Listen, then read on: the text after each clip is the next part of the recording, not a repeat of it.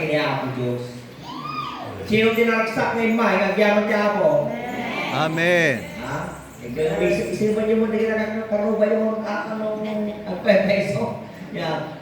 When di kiti may isa, no, apay iti purpose na umay ka maki-harvest, umuna, talaga nga pagdayawag niya ang Diyos. Talaga nga, kuna tayo nga, naging pusong, kaya naknuan, iti gratitude, ano apay nga dakatoy, kaya may daydayaw niya ang Diyos, manikot iti panagyaman, kaya iti naglabas na bulan, na parang protekta na, iti tunggang may sa kanya tayo. Nang nangruna na dyan, parang preserva natin sa lunat tayo. Yeah? Bonus lang nagiging kuna tayo nga, intend na nga, materials, nakapsat kanya tayo. Ora nagiging mula tayo, nagiging bonus lang. So yun, itay, Psalms 24 verse 1 and 2, makita tayo kayo, mabasa tayo dyan, nga kurang nga ako Diyos, kuka na iti, amin. Hindi ka pag-upa na yung versikulo, kuka amin niya ako Diyos na ganito, yung mga tinaga, kuka na tinaga. So it means to say nga, kuka na tinaga, amin, kuka na. Kahit amin nga na kanya tayo, pinagkatiwalaan lang ng Panginoong Diyos. Yung lahat na meron po tayo ay pinagkatiwala lang ng ating Panginoong Diyos. At kung tayo po'y, kung na tayo nga mapagtalkan, talaga nga i-bless na tayo ni Apo Diyos. Yeah? So, nung lahat tayo mo mapagtalkan, ay kahit saan natin nga i-bless niya ako.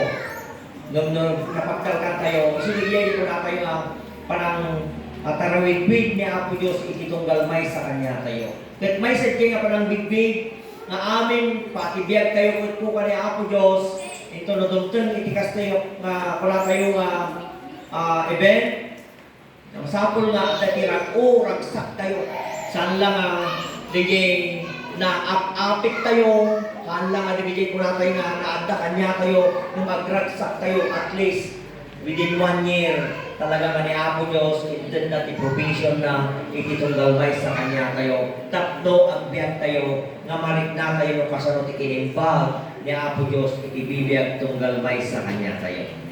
And when we give our offering to God, be sure na ito po ay acceptable.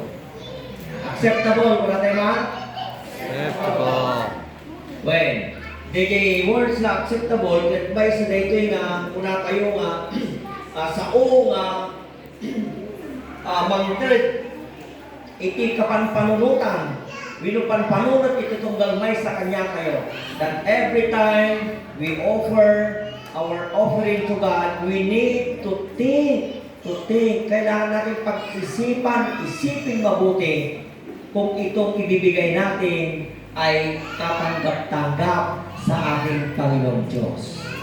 The secret, iti sekreto, tatlo, balin na di offering tayo at katanggap-tanggap kini Apo Diyos, kit isulay Romans chapter 12, verse 1 and 2. Inyati mo na nga itag tayo. Ha? Itag tayo, bagi tayo, kasdaton na sa Bibiyang. Ha? Tayo suday kang runaan. Kung hindi natin naibigay yung ating buong sarili sa ating Panginoong Diyos, ang kanay may pagita yung mga kasdaton na sinibiyag, kiniapo Diyos niya, kailanman ay hindi rin natin magagawa ng mabuti ang ating paglilingkod sa Kanya, patungkol po sa pagbibigay. May isang verse po sa Bible at mababasa natin na during that time, ang ating mga naunang mga sina Pablo, sina Timoteo po ay nangailangan ng tulong at nagkaroon po ng sulat upang may pahatid sa lahat ng mga membro o mga Kristiyano na nangangailangan sila ng tulong. At hindi natin mabasa sa Bible na yung mga mayaman ay nagbigay, even though alam ko na mayroon din silang contribution. But the Lord gave the importance of the life of the widows in that kung tayo event kakapsan.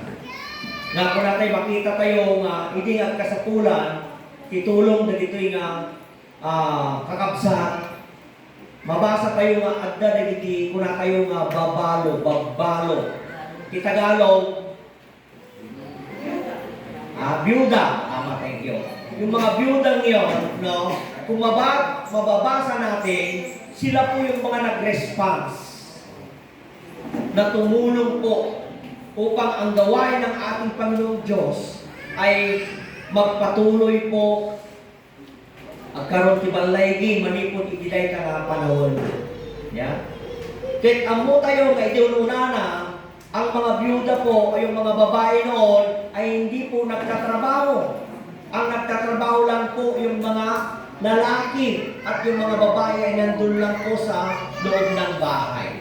So it means to say, nung namatay yung mga asawa ng mga byuda na ito, wala na silang pagkukunan. Awanan mo ito, timangtid kanya ng asawa na. But, look at this. Tignan natin mabuti ito. Nung nakita nila na talagang nangangailangan ang gawain ng ating Panginoong Diyos, sila po yung nag-response. At sabi ng Biblia, ibinigay nila ang kanilang kung ano yung meron sila sa gawain ng ating Panginoong Diyos. Kung basahin natin sa baba yun, apay nga naitid dagito yung nga byuda, dagiti kukwada, tatlo kas na katagtuloy ti trabaho tiya ako, inya ti mabasa ti jay, naitid da. Imuna kami naitid da, itibiyat da, kini ako Diyos na kapsa. Isuda ito iti saong ni Apo, iti dahil nga kanito. Iti Harvest Festival, umuna naitid tayo, napagdayo tayo kini Apo Diyos. Hello? Ano? Bigay natin ang ating sarili. Ito tayo nagibiyat tayo muna nga pagdayaw kina ako Diyos. Amen? Isulay katikang runaan. Ngano agapit niya ako Diyos, niya dapat may isa tayo maapit. Amen? Kasahan niyo mo kayat? Ha? Kasahan niyo pa kayat niya? So, organ dati ito yung nagday-dayo kanya ako, yung isa sa preparation na pagdating ng tamang panahon, doon din tayo. Magkakaisa tayo na mag-worship sa langit, di ba? Pero, siyempre, ano ko rin nararamdaman nyo? Kasi nararamdaman ko rin yun. Kasi gusto ko pa rin i-enjoy din yung kabutihan ng Panginoong Diyos sa buhay ko habang nandito ako sa lupa. Alam ko rin yun. So, nasa Panginoong Diyos, nasa kamay ng Panginoong Diyos ang ating mga buhay. Pero, habang tayo po'y nabubuhay, kailangan natin gawin yung mga nararapat at gawin yung mga gustong ipagawa ng Panginoong Diyos sa buhay natin. And then, we cannot do that if we live in our own wills. That's why the Lord Jesus Christ, na sinasabi dapat, matay tayo, manipod dyan, tibukod tayo nga, rit na. Nya, kaya physical yung bagbaga na dyan. Kung di iti matay tayo, bukod tayo nga pagayatan. Na di ko mapagayatan ni Apo Diyos, iti matungpal, tapno maaramid, di jay, kaya ni Apo Diyos, dyan plano na, kadig iti bibiyag, iti tunggalmay sa kanya. Like Jesus said, no, not my will, but your will be done. Sabi niya sa kanyang ama. No? The Lord says, anya ti favorito yung verse na Biblia. Sige ma? Jeremiah, dalang ko Jeremiah. John 3:16. Anong sabi? Anong sabi doon? For I know the plan that I have for you. Sabi ng Panginoon, says the Lord, plan to prosper you. Sino na pa kanto yan? Plan to prosper you, not to harm you, but give you a good future. That is the plan of God in our life. Pero, ang tanong, paano kaya mangyari yun? Paano kaya mangyayari yun? Kailangan yung mga will natin, yung mga kalooban natin, ay hindi po yung mananaig sa atin, kundi ang kalooban ng Panginoong Diyos. At kung ang kalooban ng Panginoong Diyos ang mananaig sa ating buhay, wala pong rason na ang pangako ng Diyos na sinabi niya doon, yung plano niya sa atin, ay wala pong makakahadlang kahit harangan ka pa ng kaaway. Bakit? Kasi namatay ka na sa iyong kagustuhan at ang ginagawa mo ay yung kagustuhan at kalooban na ng ating Panginoon Diyos. No? Kaya dapat kailangan natin isipin mabuti na lahat ng ating mga ginagawa, gagawin natin yan para sa ating Panginoong Diyos. No? So, according naman sa Bible, yung mga hain natin, okay, wala akong makitang karong ngayon. Praise the Lord. Alam niyo noong unang panahon, sino po yung unang naghain sa ating Panginoong Diyos? Sige nga, yung dalawang magkapatid, sino po yung dalawang magkapatid na unang naghain? O, dito sa madalito. Hindi si Cain at Abel? Parehas din. So, dito makikita natin, makita tayo ito ngayon ni Cain, kinabi, isulat mabasa tayo muna nga ng third sacrifice offering sa ating Panginoong Diyos. At mababasa din natin na si Abel po ay, ayan naramid na, pinili na dayjay kapipintasan, kalulungduan, kalulukmugan, nga karnero na indatong na kini Apo Diyos. Pero hindi nga ito na dayjay, kakabsat, mabasa dayjay na bendisyonan ni Abel. Ngayon dyan, kasumbangan na, kaya nangasawan, kasumbangan ni God. Anong kasumbangan ng God?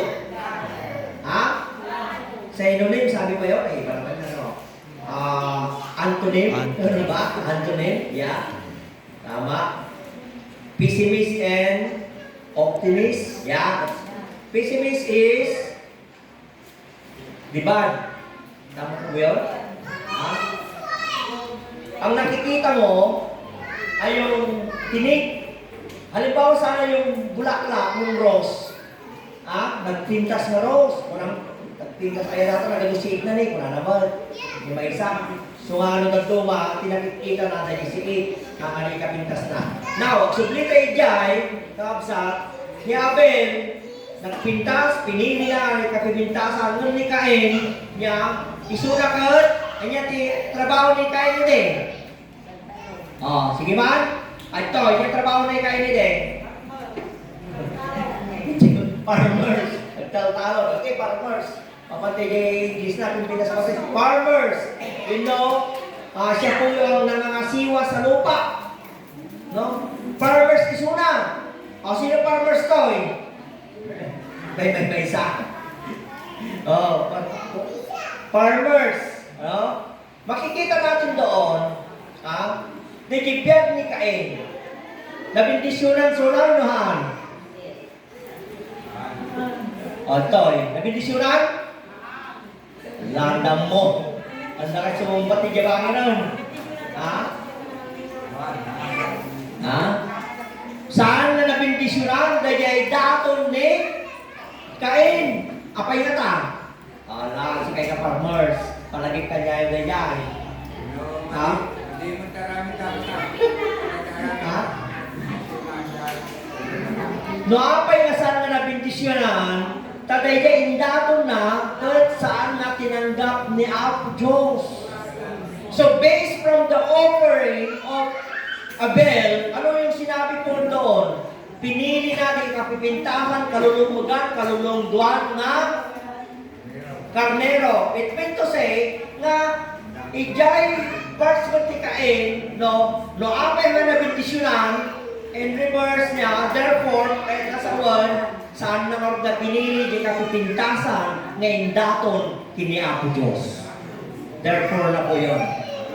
No? So, ibig sabihin, dahil hindi niya pinili, hindi siya pinagpala ng ating Panginoon Diyos. Kita niyo yun? Tayong lahat sa atin. Okay. Mapunta po tayo sa Malakay chapter 3. Chapter 3, mababasa natin doon. Bakit kaya doon sa unang pastor, 10% kung natin mo na noong unang panahon, si Abraham, nag-aray na ng ikasampu ng kanyang ari-arian. Kanino? Kay Pastor. Melchizedek. Melchizedek. Nagbigay siya ng ikasampo. Noon pa man, hindi tinatawag yung tithes. Pero si Abraham mismo ay nagbigay na po ng ikasampo. Voluntary na yun niya pinagkalog. Bakit? Yun ang pasasalamat niya sa ating Panginoong Diyos. And then that is, we read that in the first book of the Bible and the last New Old Testament. And the last book of Old Testament, binalikan niya po doon. In surat in Paganadjay kakapsat. Ket adajay na punanadjay adarigitay nga adatigayim ko minuli kasinsido ni Isabela ulit punana nagkita kami. Oh, may tiso na. Nakali na aja balitok kaya na bayamon. Hampay ang tawag sa ako balitok na talaga. Andar, balitok ijay bawal kasakto di mama. Ada na alamon awon pay nga wala naman. Ya, kurang kanya na sarden ko tagbalitogon kapag yan makami mo kwarta. So, inaglablabas na damag ko, nagkadigay millions na nagasgastunan ng mga kay nakita ng mga talaga nga balito. Pinulakari na. No? So, dyan, nagtungtong kami about giving. And then I asked him, kasabi ko, nagado apit mo yan. Ado mo, dagi apit mo, tapatan ito na kasinsin, kurang kanya na. Ajak apit mo, itid mo malaon, di eksakto kini pastor, kini ako Diyos ko na. Kung basta mamangtid at latang no kwa, 30 mil, 50 mil latang, itid ko mo harvest ko na. So kuna, umiso ayan dahil hindi apit mo, parang ano tayo, sumulatang at talaga dilip din ano ko, haan, tidak mo umiso, haan. Sinong batang na haan? Ano haan? Biblical, kabagyan ng kanya na taktakawang niya ako Diyos. Taktakawang niya. Kanya kay takta, i-remind na mo kanya kay takta kakapsa nga we need, kailangan natin maging honest sa Panginoon Diyos. And we need to recognize and to remind, to think that all the blessing we have without God, we can do nothing. Lahat ng mga pagpapala na meron tayo, galing yan sa Panginoon Diyos. Sino naniniwala doon? Amen? Kung walang Diyos, noon ni Apo Diyos, sunod ko na nakuha, kuha na tinaga, aming adag, tirabot yung kuha, sino tinagparswa ka dagiti? Kuna kayo mga daga, sino tinagparswa tidanog, sino nagparswa dagiti hayop, ni Apo Diyos. O nagkapagtilahin tayo, sunggo, tama? Gusto nyo yun? Hindi, si Adam at saka si Eva, diretso po yan. Diretso yan. So, ibig sabihin na, yung mga hayop noon, kapututan na mo lang, naging hayop tatang. Niwala kayo lang? Siyempre, alangan mo natangarti. Luang ko na po, luang madagos, si kangarti mga magical. Haan kaya, kapututan na dyan. Isa nga nang mapangkadya sa baling na lugar, nung nabangga magical ding daw, inuji baboy daw, inuji manok da. Pabayadan naging kada pag-reglamento, pabayadan na dyan manok, ya anak, to anak. Ganun po yung mga sa baling na lugar, nung natupar mo da, dyan manok da. Ya? So, wala tayo sa una, yun po, mula sa simula hanggang ngayon, lahat ng mga meron nandyan, ibinigay ng Panginoong Diyos. Baka pastor, nagparswa motor na ide. Hantay mabasa dyan, ng dagiti materials na nagkapuan ng ito, nagkapuan na yung Apo Diyos. So, gusto ko lang i-acknowledge sa iyo na lahat ng mga bagay na yan, galing sa ating Panginoong Diyos. So, that's why, na kung tayo po yung nagbibigay sa ating Panginoong Diyos, we are not only, kung na tayo makatitignan po yung sa farmers, ba't kailangan din, Ajay ko na kayo naman niya, itarakan tayo. Yung tatarakan tayo, ay kat naganak ti sangapulo, di pinyot mo, ay kat ilasin mo ka dyan may isa para kiniapo. Tama? Katapil yun, di kabaktitan. Tama? Di ka no? Yun, para sa atin, hindi para kay pastor, hindi para kay brother, kundi isipin natin para sa ating Panginoong Diyos. So, gapuna nga ni digi kita tao di kunana apo pang tudan mi ti offering mi ang tudan mi dito sa sakripisyo mi nya kuna ni Jesus kita manata tata hindi kini ni Cesar mo ati ito dito ni Cesar ba pa ni Cesar tapos isudyo kini ako dito para kini ako Diyos di ba so digi kunata yung balag na paglintidan na masapon na surugan tayo mas kung kuna iti Biblia kapsa masapon na aramitin tayo dito sa ano para iti tao no digiti para kini Apo Diyos dito yung naramit tayo balag dito kuna tayo na pakayaywan niya Apo Diyos iti biyag iti tunggalmay sa kanya tayo kapsa no? So iti mensahe iti Harvest Festival ito sa dito isilibrar tayo na kinimbag ni Apo Diyos na nang i-provide ng ted kanya tayo iti daga no ken ninyaman nga ada kanya tayo i-celebrate tayo dahil kini-teacher tayo i-celebrate tayo dahil kini-empleyado tayo ti gobyerno i-celebrate tayo kung ano yung meron tayo yun ang gusto ng Panginoong Diyos. Kailangan natin mag-celebrate. Dahil kinimbag niya Apo Diyos kanya tayo, nga nang grant kanya tayo, kadagiti amin nga da kanya tayo, itakta nga tiyempo. That's why nga nagatuma, kadagiti nagan ang anak, na kunada, kaya anak kinitatang kinihinang mo, tanuhang ngay soda, awanak tatay, tila ito nga lugar ko. Tama? Love, but safe. Amen? Dito pa ng bigbig mo, kanya na. Uri na unauwad tayo uri no, kung natin nga nauwad, di tinaganlak tayo nung haang nagapoy soda, awat tayo kakta, jadi ayan di, istan tayo kakta.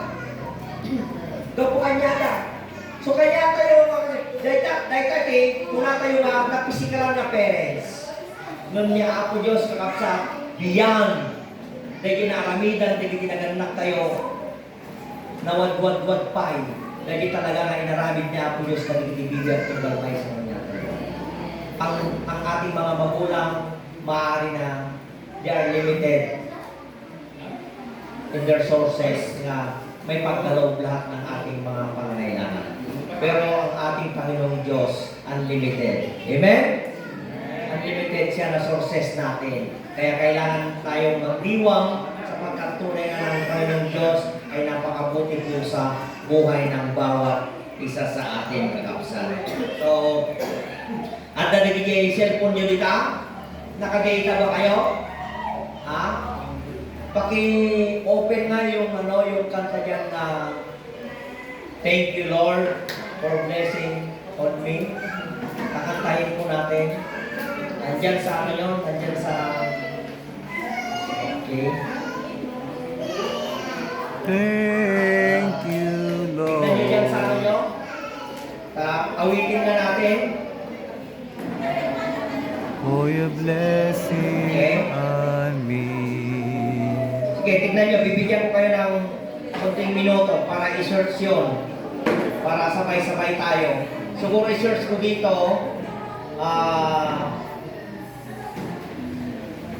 i-search ko dito, and then pasunutan tayo dito, ikanta, kakabsat, na iso pagdayo tayo kiniapo and closing kakabsat, no? So tayo po ay tumayong lahat, yung para awitin po natin ang awit na ito. At dyan yung cellphone nyo, lyrics lang, kada iti kita tayo dito yung cellphone mo kakabsat.